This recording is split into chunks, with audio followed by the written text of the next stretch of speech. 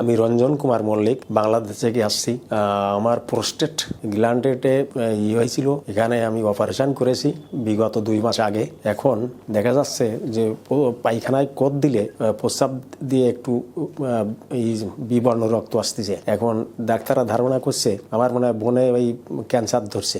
এখন বয়স 70। আমার সর্বপ্রথম প্রস্রাবে জ্বালাপোড়া করতো এবং খুব ঘন প্রস্রাব হতো। তো আমি ডাক্তারের শরণাপন্ন হই। ডাক্তার আমাকে অপারেশন না করে ক্যাথিটার ফিট করে দেয়। দীর্ঘ 1 বছর আমি ওই রকম জ্বালাপোড়া করে এবং আমি ডাক্তারের কাছে যাই। আমি ডাক্তারে বলছি, স্যার গতবার আপনি আমার অপারেশন করলেন, একই কায়দা থেকে গেল, রোগের কোনো পরিবর্তন হলো না। তখন উনি বলছে আপনার তো অপারেশন করা হয়নি। তখন আমি ডাক্তার পরিবর্তন করি।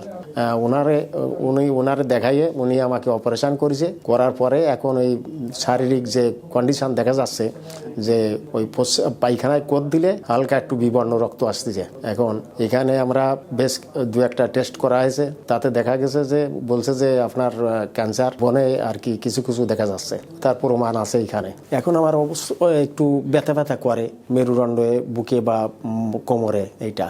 আর ওই প্রস্রাবে ওই পায়খানায় কোদ দিলে একটু হালকা বিবর্ণ রক্ত বেরোয়। নিদ্রা হয় না, ঘুম নাই, ঘুম খুব কম হয়।